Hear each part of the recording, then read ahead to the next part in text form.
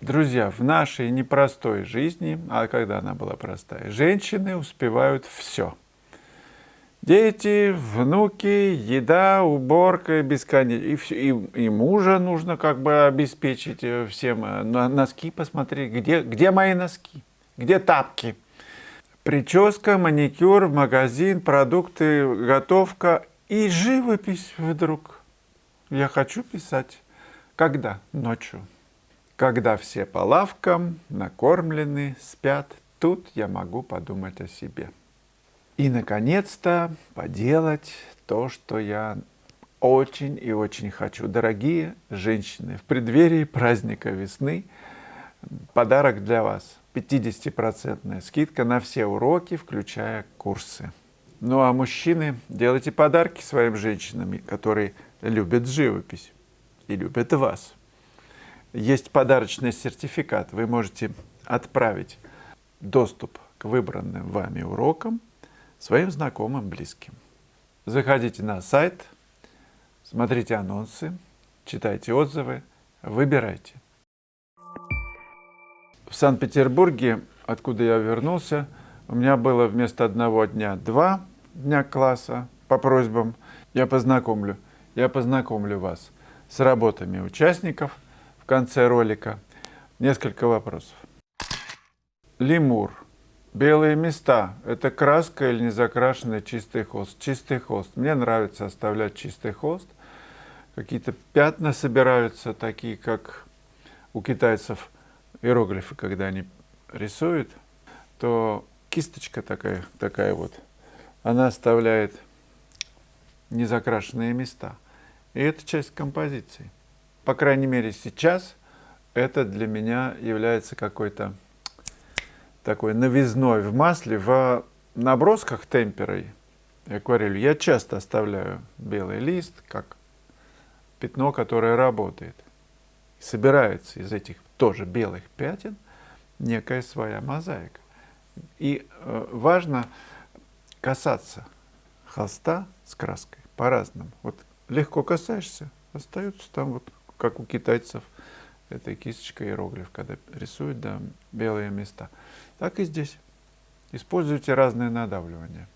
За такую живопись кисточкой по одному месту нашлепать, чтобы в следующий раз старался. Ну, тут разные есть, да, что такие каляки-маляки, барахло. Солнечный день выглядит не так. Ну да, конечно, не так. Вообще картина – это же обман, обманка. Там все не так. А художник может это не так использовать. Ну а что так? Когда вы выбираете, в общем-то, незнакомому человеку, не зная его живопись, сказать там каляки-маляки, на телефон надо было, не сфоткать было чего-то тут. Ну, в общем, как бы вы осознанно пишете, зная, что это может задеть. Меня не задевает, но в принципе, вот это так, по-вашему, вот вы так выбрали жить, стало быть, такая и будет и жизнь, где будет казаться вам все не так, не тот человек плохо сказал, плохо посмотрел, в лоб бы ему дать. Я ни в коей мере никого не воспитываю, просто факт. Вот это не так, это осознанное действие художника, когда он из природы, в которой все совершенно, лучше не сделаешь. Но можно создать новую реальность на основе того, что ты видишь. И картина на холсте будет не копией, не отражением того, что ты видишь, а чем-то, может быть, даже невероятным, каким-то указателем в трепет художника, в его восторге, в его душу, в то, что он ощущает, мыслит, чувствует в этот момент. Вот в этот момент рождается у него, прикосновением кисточки рождается нечто, что как-то он, организуя в холсте, превращается в художественное произведение. Может, конечно, это не случится. Но вот это не так, это изюминка. Как раз спасибо вам, что вы напомнили. Да, не так. Живопись – это не так. Это все не так. Музыка – это тоже не так. Тем более, когда кривая какая-нибудь музыка. Не, ну, конечно, если Мурка, тут кто-то написал мне, что и я так тоже могу. Что вам вообще изобразить? Мурку или что? Ну там все, да, 3 ноты нормально. Я имею в виду 3 аккорда умца-умца. Много ума не надо, чтобы сыграть мурку. А чтобы вот Шульберта, например, или Шостаковича, ну, нужно постараться. Пятна, намеки, ну, не больше. А зачем больше? Ну, если вы, например, я 100 раз приводил этот пример, но он красивый. Если вы любите, то вообще даже и слов не нужно. А если вы не любите человека, сколько бы вы ни говорили, он все равно это увидит. Слова не помогут. Будете листочки все пересчитывать, все делать как надо, как в природе или в портрете. Но это может никого не зацепить, кроме, конечно, найдутся люди, кого это цепляет. Их по коридору ходит, знаете сколько?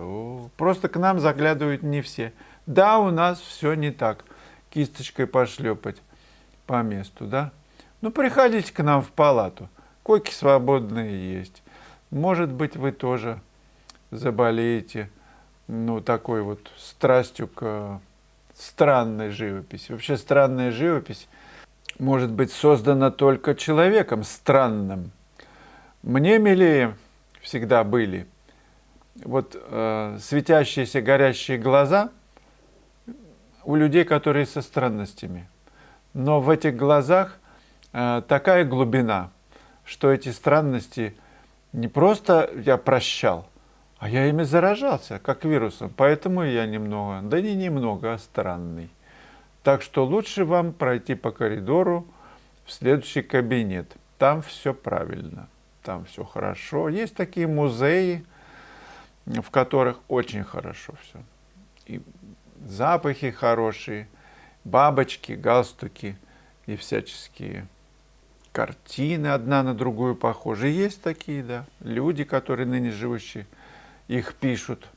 И очень популярны.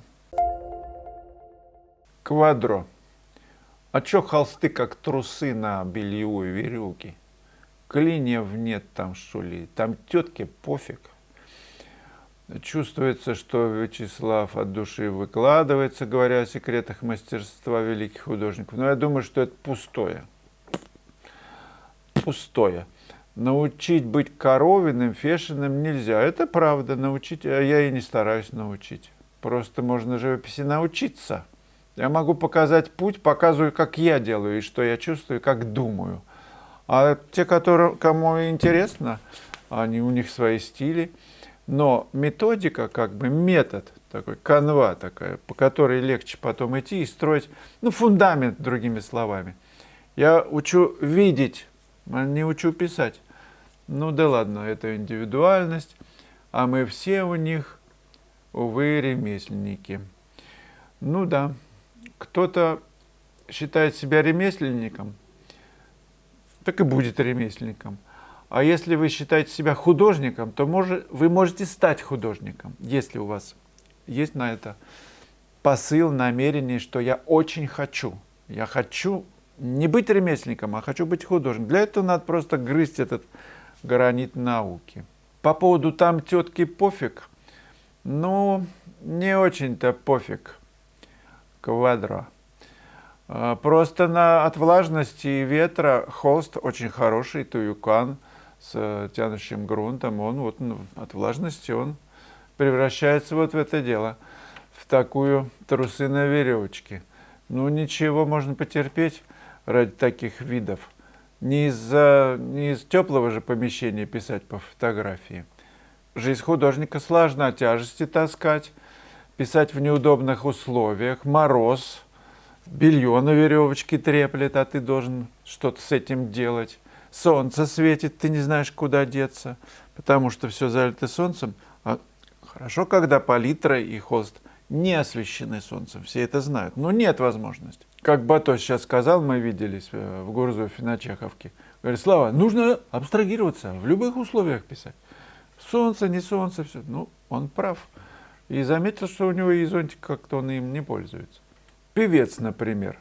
Ну, не дали ему гитару какие-то злые люди. Не дали например, рояль.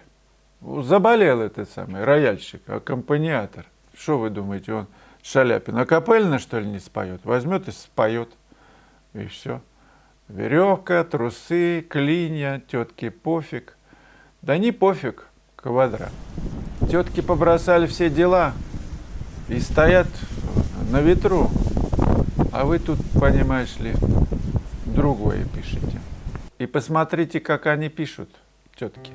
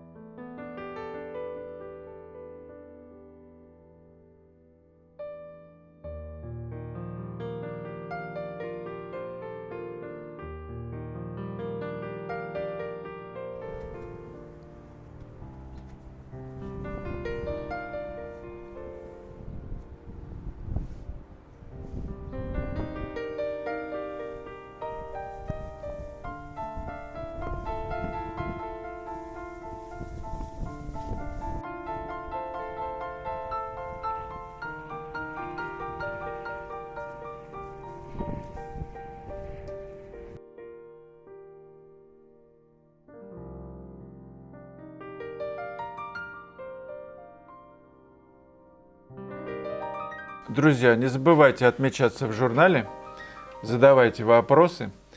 И предлагаю вам посмотреть еще одно кино. Называется «Выйти на пленэр – это подвиг». Будет интересно. Ну, пока.